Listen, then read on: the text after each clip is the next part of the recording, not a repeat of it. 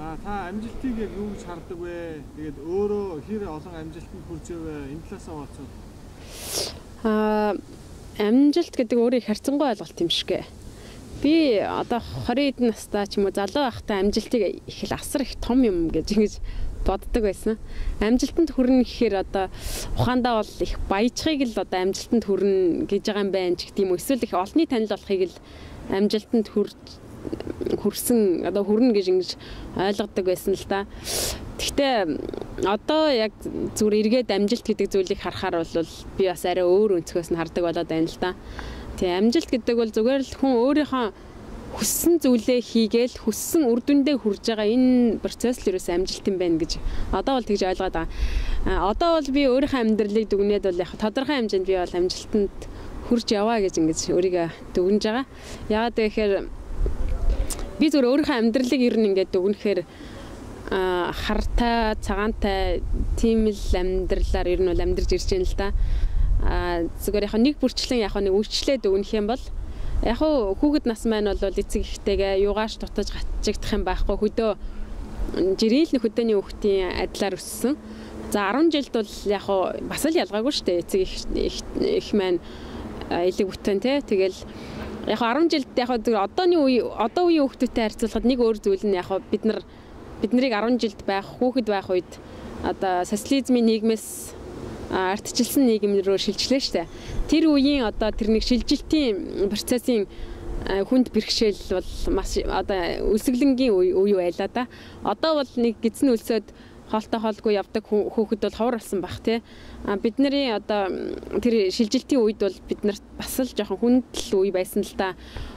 Дотор байранд амьдардаг хоол идэж уух юм гэж ер нь бас хэцүү шүү дээ. Ерөөсөө олдохгүй тэгэл олдсон ч ховор ер нь нэг тийм үлсгэлэнгийн жилүүд нэг 3-4 жил хавцаа үргэлжилсэн болоо. Тэр үед одоо маш олон хүүхдүүд сургуулиас гарч ирсэн. Яг үнэхээр бол за манай одоо Тэмээ үзүүний голд ихэд за ер нь ихэнх нь баг сургуулиас гарсан доо. Яг манай тэр авийн хот айл дотроос манай эмэгтэйдүүд бит хоёр л ер нь бол сургуульд явдаг байсан шүү дээ. Тэгэхээр тэр бол одоо манай ээжийн ач гавья бас нөгөө талаасаа бит хоёрын ч гэсэн бас сурах гэж тэмүүлжсэний бас ач гавья байх гэж ингэж боддог. За 10 жилиг бол яг хаа тэгэл нэг жирийн хүүхдээ адил ингээд яваа төгссөн. За яг оюутан байх үеэс эхлээд миний яг нэг оюутан болох үеэс эхлээд миний яг амьдралдаа тэмцэх өөрийн маань яг тэмцлийн үе эхэлсэн гэж би хувьдаа боддог. Оюутан болоод дөнгөж 1-р курсээ төгсөж яхад ээж маань нас орсон. Тэгэл яг одоо миний нэг амьдралдаа тэмцэх одоо үе маань эхэлсэн гэж хэлж болно. Би ч өөрөө бас хөдөөний хүүхэд те. Хөдөөний хүүхэд учраас хотод орж ирээл те бүх юм одоо шинэ гэх юм уу да тий хотод ч одоо хөдөөний хүүхэд орж ирээ хөлөө олно гэдэг тийм ч амархан биш.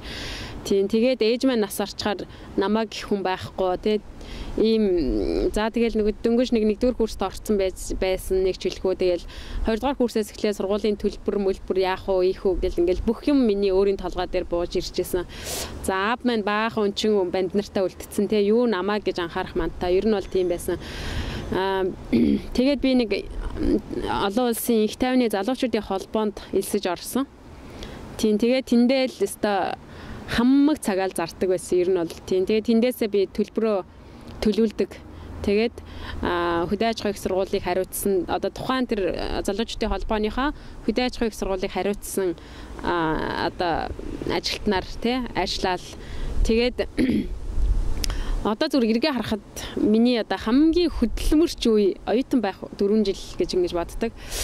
Олон улсын тэр байгууллагт би өдөр шөнөгүй ажиллана. За дээрэс нь 2-р курсын дунд тавиас эхлээд би сургуулийнхаа оюутны зөвлөлийн дарга болж ялаа. Тийм тэгээд бас олон нийтийн ажилд их оролцдог тийм байсан. Тэгээ оюутны зөвлөлийн дарга болсон маань болохоор би өөрөө болъё ч гэж болоогүй сургуулиас намайг томилсон байсныг би өөрөө ч мэдээгүй сарын дараа багшаасаа мэдээд тийм тэгэл одоо яг надад итгээд намайг томилсон юм чинь ямар ч байсан хичээе гэл ингээл оюутан байх үедээ бол оюутныхаа зөвлөлд бас чадлаараа хичээдэг байлаа. Нэг олон улсын байгууллагт ажилладаг болохоор гадаад хүмүүстэй би ажилладаг. Нэг Jasper гэдэг Дэн багштай төсөл дээр ажилладаг байсан. Тэгээд багшигаа урьж хөдөөж байгаа их сургуулийнхаа оюутнуудад лекц уншуулах ч байдаг юм уу те. Бас иймэрхүү ажлуудыг тухайн үед чадлаараа бас хийдэг байлаа. Тийм оюутны зөв одоо бодоход оюутны зөвлөл хийчихэргүй ажлыг л бас хийдэг байсан нь болохоор яг олон улсын байгууллагт ажилтг юм байна л бас хүч байсан л да. Тийм тэр утгаараа бол тухайн үедээ бол яг гадаадтай хүмүүстэй хамтарч ажилладаг оюутан гэдгээр их алдартай байсан юм шиг байгаа юм ер нь бол тийм. Тэгээд ер нь хүний амьдралд сайн хүмүүс айгүйх нөлөөлдөг юм шигэ. Би бас ягаад ч эцэг их маань их сайн хүмүүс байсан болооч тэр мөө дандаа ийм сайн хүмүүстэй айгүйх уулздаг тий таардаг юм байжээ гэж ингэж одоо эргээ бодоход тийг санагдтiin. Тэгээд бас олон улсын байгууллагаараа дамжуулаад айгүй олон сайн солонгосчууд тий японочууд гэдэг ийм сайн хүмүүстэй уулзаад тэгээд тэр хүмүүсийнхээ ачаар мэдээж яг би бас чадлаараа хичээж байгаа. Миний хичээсэн хичээл чармаалтыг бас үнэлсэн бах тодорхой хэмжээнд те. Тэгээд энэ одоо Суммун их сургууль гэдэг энэ сургуульд анх сурах юм боломж надад нээгдсэн. За энэ сургуульд одоо сурж байгаа 2 жилийн хугацаанд бас л би төлбөрөө одоо байгууллагаас хийлгүүлж байгаа штэ, төлөвлөж байгаа штэ. Тэгэхээр нөгөө байгууллагынхаа ажилд бас л нойр хоолгүй би зүтгэдэг. Үнэхээр өөртөө байгаа бүхэл боломжоор би хичээдэг л байсан л да. Тэгэхээр мэдээж яг нөгөө би бас нэг үгэнд их дуртай л да. Эзэн хичээвэл заяа хичээнэ гэж те.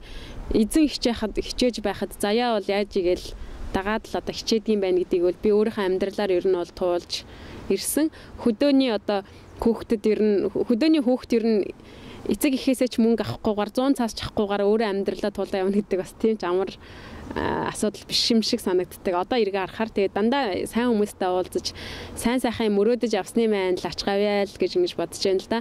Тэгэхээр одоо би бас Солонгосоос очсныхаа дараа тийм Монгол олон доод үеийнхэнд бас сайхан боломжийг тэ нээж өгөх тал дээр би бас ажлаа хүнээс авсан одоо ач гавьяагаа бас бусдад түгээе гэсэн ийм зүйлийг бас байнга бодож явдаг. Тийм тэгэхээр тэгээд одоо нэг л мэдхэд ингээл те одоо Эрдэм номын мөр ингээл хөөгөөл те багшлал бас Монголд одоо хүмүүнлэгийн сургууль магистр хамгаалал за ингээл зорж явж байгаа Кавоны их сургуульд те сая ингээл доктор хамгааллаа.